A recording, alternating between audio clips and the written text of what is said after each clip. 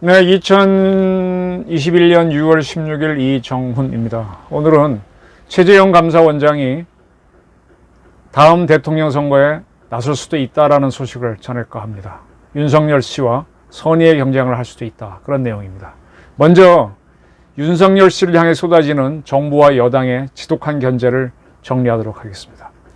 6월 16일 서울중앙지검은 이정수 신임 서울중앙지검장이 김호수 검찰총장에게 윤석열 씨 가족 및 측근 수사 상황을 보고할 것이다 라는 보도가 있었는데, 그 보도에 대해서 서울중앙지검은 사실과 다르다. 서울중앙지검은 이 사안을 검찰총장에게 보고할 예정이 아니다 라고 밝혔습니다. 그리고 작년에 추미애 법무부 장관이 많이 시끄럽게 했었죠. 그때 법무부 장관의 지휘로 검찰총장 지휘가 여전히 배제된 상황이다 라고 강조를 했습니다. 이는 결국 이정수 현재 서울중앙지검장이 윤석열 씨 가족에 대한 수사를 단독으로 지휘하겠다는 뜻으로 해석이 됩니다. 이정수 서울중앙지검장은 박범계 법무부 장관의 고등학교 후배입니다. 서울 남강고등학교죠. 참고로 박범계 장관은 서울 남강고를 졸업하지 못했습니다. 중간에 사고를 쳐서 중퇴를 했죠. 검정고시로 대입검정고시를 붙어서 연세대학을 들어온 사람입니다. 이정수 서울중앙지검장은 작년에 윤석열 징계를 놓고 시끄러웠을 때 많은 검사들이 징계 반대 성명을 했는데 거기에 불참했던 검사입니다. 이 검찰총장에게 서울중앙지검장이 보고하는 건은 이런 겁니다. 서울중앙지검이 워낙 많은 사건, 가장 최대의 지검이잖아요. 중요한 사건 많이 하기 때문에 매주 수요일 서울중앙지검장은 검찰총장을 방문해서 주요 사건을 보고합니다. 근데 작년 7월에 동아일보 자회사인 채널A 이동재 기자 사건이 일어났습니다. 그 사건 수사를 놓고 윤석열 당시 총장하고 그 다음에 문재인 대통령의 대학교 후배라고 하는 이성윤 서울지검장이 충돌하면서 이성윤 씨가 윤석열 총장에게 보고를 하지 않게 됐죠. 이러한 보고를 김호수 총장이 새로 취임해서 재개한다고 밝혔는데 것을 서울중앙지검이 안 한다라고 한 겁니다. 그러니까 윤석열 씨에 대해 측근에 대한 수사권만 보고하지 않겠다는 것인지 매주 수요일 날 하는 보고를 아예 안 하겠다는 것인지는 조금 더 두고 봐야 되겠습니다. 현재 서울중앙지검 반부패 수사 2부는 윤 총장의 부인인 김건희 씨가 전시회사죠. 이렇게 전시하는 기획회사 코바나 컨텐츠를 운영해 왔는데, 그 기업에서 행사 기획을 할 때 많은 기업들이 협찬했다. 그 협찬이 윤 총장에 대한 뇌물이 아니냐라는 그 의혹에 대한 수사를 하고 있고, 또 김건희 씨 어머니 윤석열 씨의 장모죠. 이 부인과 장모가 얽힌 도이치모터스 주가 의혹 사건도 반부패 수사 2부가 담당하고 있습니다. 또 서울중앙지검의 형사 13부는 윤 총장의 측근인 윤대진 법무연수원 기획부장의 친형이 윤우진 전 용산세무서장인데, 그가 뇌물수수를 받았다는 의혹이 있는 모양이에요. 그걸 수사하고 있습니다. 이런 것들을 김호수 총장한테 보고하지 않겠다. 그건 이제 확실하게 한 거죠. 이러한 수사는 지난해 4월 최광욱 씨, 아주 그냥 급진적인 친구죠. 열린민주당 대표인데, 그가 이제 그 김건희 씨가 협찬을 많이 받았다. 윤 총장이 윤석열 씨가 총장을 할 때 협찬을 많이 받았다라고 이렇게 이제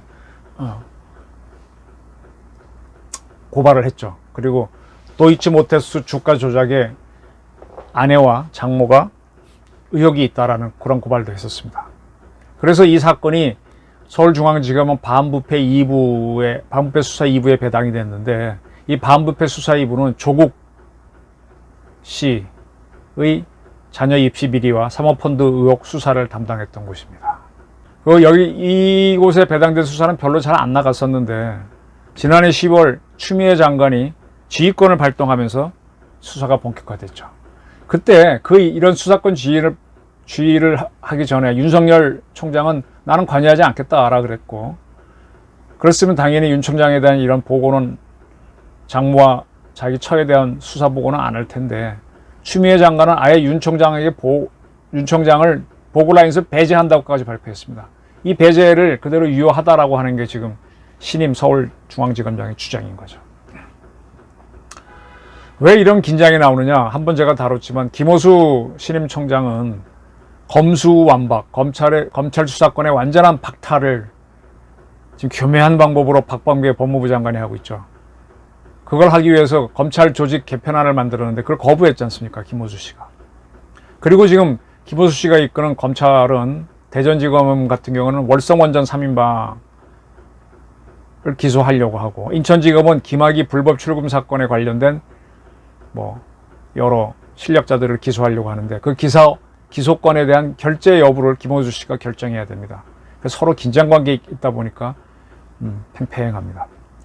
지금 윤석열 때리기는 지금 검찰이 저 정도면은 정치권은 어떻겠습니까? 6월 2일 송영길 더불어민주당 신임대표 조국 장관 건에 대해서 국민 사과를 했죠. 그리고 나서 조국 장관 가족에 대한 검찰 수사의 기준은 윤석열 전 총장 가족 비리에 대해서도 동일하게 적용돼야 한다라고 주장했습니다. 그러자 이낙연, 바로 그 전 대표인가요? 야당의 유력 대권 후보로 거론되면서 세상 앞에 아직 자신을 드러내지 않은 윤석열 전 총장은 스스로에게 제기된 문제들 앞에 지금 공정한지 질문한다 하면서 견제를 했습니다. 이렇게 견제가 이어지자 지금 윤석열 씨는 아직 어느 당에 입당하지 않았습니다. 그쪽에서는 누구보다도 원칙을 잘 아는 법조인 출신의 정치인들, 이 송영길 씨가 연세대학교 경영학과를 나왔지만은 사법시험이 붙은 변호인입니다. 그를 지칭하는 거죠. 그의 언행이 도를 넘었다. 검찰이 지난 1년 3개월간 벌건 수사까지 시도했음에도 나온 게 있느냐. 그리고 지금까지도 수사를 하고 있는 게 문제다. 이렇게 지적을 했습니다. 근데 이 윤석열 씨 측근 가족 건은 좀 봐야 되는 게, 지난 5월 31일 서울중앙지검이 윤석열 씨 장모한테 요양급여 부정수급 혐의를 적용해서 징역 3년을 구형한 바 있습니다. 윤석열 씨의 장모는 2013년부터 15년 사이에 파주에서 동업자 3명과 함께 요양병원을 개설해서 운영했습니다. 그리고 국민건강보험공단으로부터 요양급여 22억 9천만 원을 받았습니다. 그것 때문에 불구속 기소가 됐는데, 이미 동업자 3명은 처벌을 확정받았습니다. 1명은 징역 4년, 2명은 징역 2년 6월에 집행유예 4년. 그래서 이제 집행유예니까 실제로 교도소는 가지 않았죠. 그렇게 됩니다. 이 윤석열 장모를 대리하는 송경식 변호사는 일부 정치인들이 수사 기록 내용도 모르면서 일방적인 비판을 하고 있다. 재판은 법정에서 이루어지는 것이고, 따라서 법정 밖에서 함부로 가타부타 논란하는 것은 재판에 대한 예의가 아니다라고 한마디 했습니다. 그리고 수사 중인 사항만 계속 무한정, 수사가 지금 1년 3개월째 하는 게 있으니까 이거는 이성영 서울지검이 벌이는 행태였다라고 비난을 했었습니다.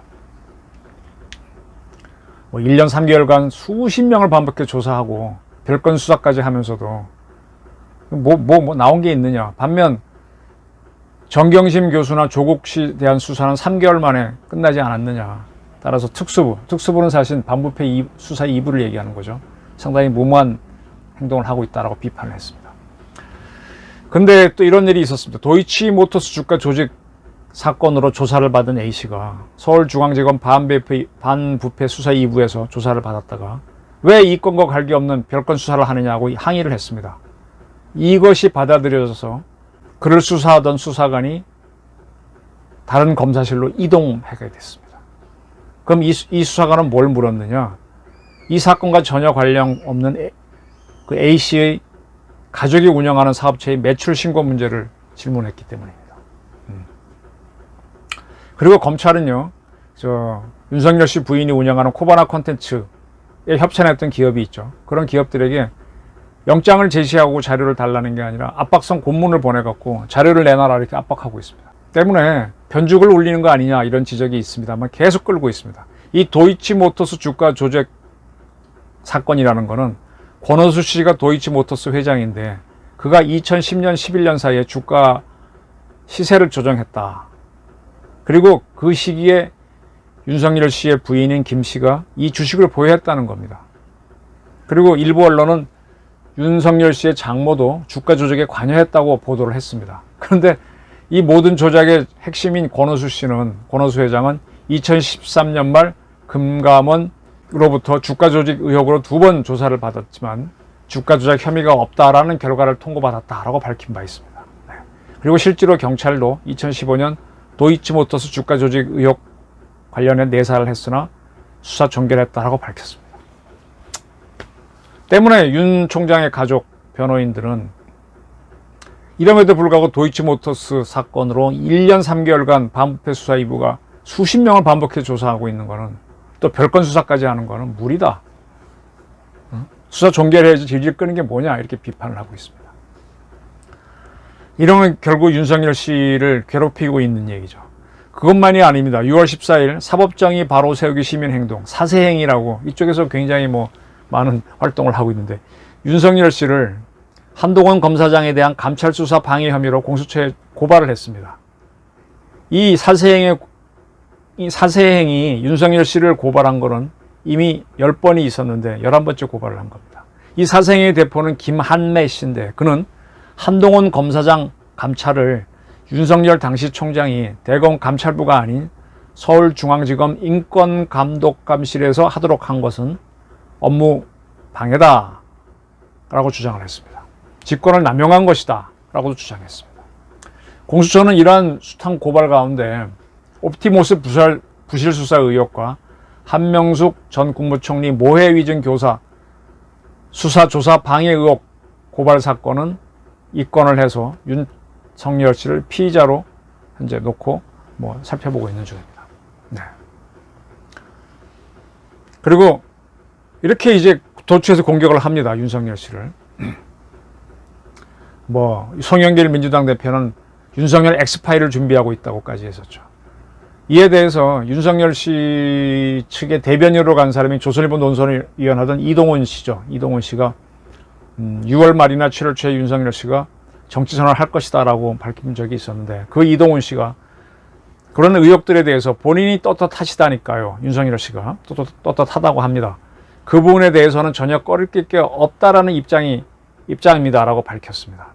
공수처 수상이 된 것에 대해서는 이미 윤 총장을 징계하려고 했을 때 그 징계 재판을 했었잖아요. 행정소송인가 했었잖아요. 그때 나왔던 얘기인데 또 해봐야 뭐 하겠냐. 또 수사해봐야 윤석열은 때리면 때릴수록 더 커진다. 그렇게 툭 쐈습니다. 이러한 윤석열 씨가 이 폭풍의 누리죠. 근데 국민의힘에 입당을 아직 안 하고 있습니다. 이준석 국민의힘 대표는 오는 8월까지를 마지노선 입당해달라고 제시했습니다. 그리고 빠르면 빠를수록 좋다는 게 그쪽의 입당이죠. 이러한 윤석열 씨에 대한 여권과 정부의 공세에 대한 저희 의견은 아직은 초보적이라는 겁니다. 보다 큰 공격이 준비되고 있는 것은 또한 사실입니다.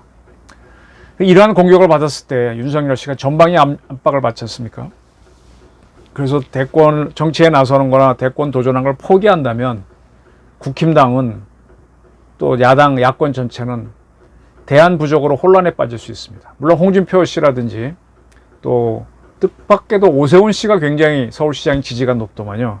그런 사람들이 있지만 그래도 가장 지금 넘버원, 가장 지지율 높은 윤석열 씨가 낙마를 한다면 혼란이 일어날 수 있습니다. 그래서 제가 처음 제목에서 던진 최재형 감사원장이 등판한다면 그러면 윤석열 씨도 완주할 수 있고 또 선의의 경쟁도 일어날 수 있지 않을까, 이런 생각들을 하고 있죠.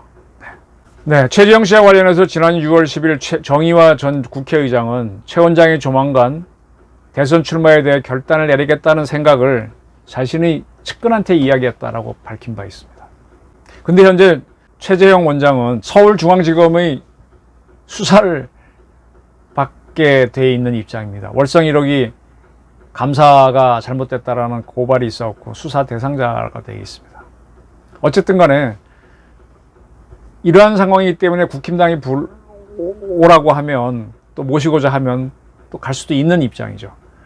실제로 이준석 대표는 최재형도 좋고 김동연도 좋고 누구라도 우리 당의 대전수사가 될 수 있다라고 밝힌 바 있습니다. 이런 최재형 원장이 어떤 사람이냐 이미 많이 나왔죠. 이남 이녀인데 두 딸은 그 부부의 친자식입니다. 근데 두 아들은 입양을 했습니다. 입양을 언제 했느냐? 두 딸이 한참 예민한 사춘기 시절인 중고등학교 때 두 아들을 입양했습니다. 이에 대해서는 쭉 자료를 찾다 보니까 2007년도 12월 23일 청파교회 김기성 목사가 설교한 부분에 나오더만요. 제3자가 이야기한 건데 이때 김 목사가 설교한 중에 이런 내용이 있습니다. 나는 올해 초 대법원에 예배를 인도하러 갔다가 참 아름다운 사람 하나를 만났습니다.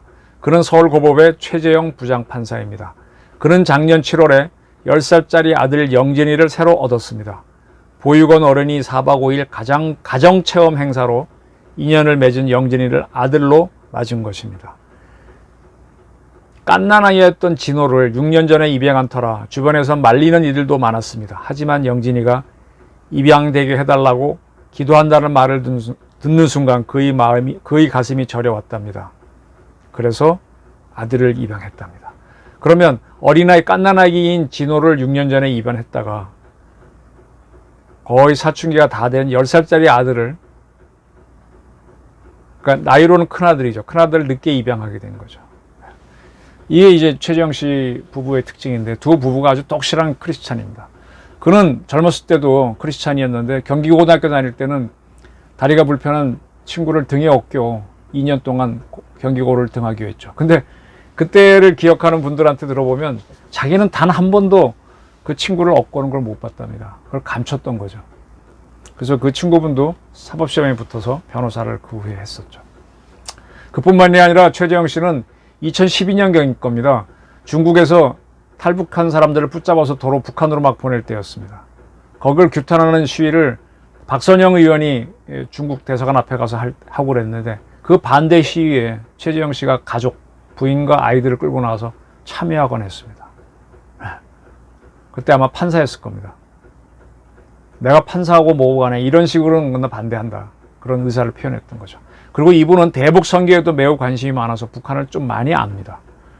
육군 법무관 장교를 나왔고 그 집안 자체가 병역 명문가입니다. 아버지는 해군 대령이었고요.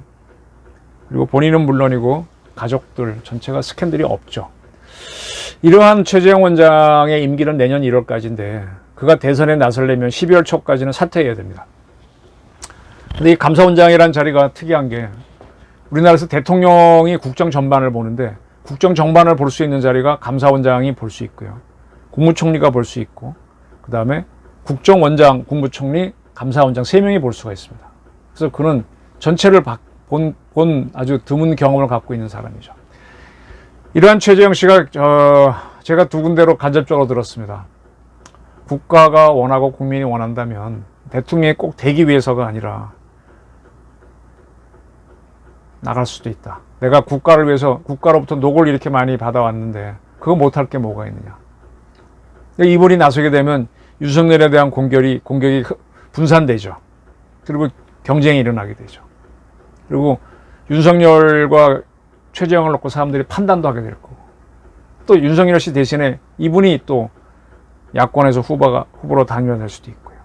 어쨌든 최재형 씨가 움직일 뜻이 있답니다. 이분의 부인이 더 강한 의지를 갖고 있다고 합니다. 부인이 이소연 씨인데 이 부인 자매들도 꽤 독실하죠. 그래서 동서들이 한 분은 원자력계, 한 분은 언론계, 한 분은 교육계. 다시 말하면 최재형 씨의 동서들이 다 사회적으로도 괜찮은 분입니다. 최재형 씨가 좀 더 빨리 움직여서 야권에 쏠린 정권 교체에 대한 또 국민적 관심이 증폭이 됐으면 하는 제가 기자긴 하지만 개인적인 바람도 표현하고 싶습니다. 경청해 주셔서 감사합니다.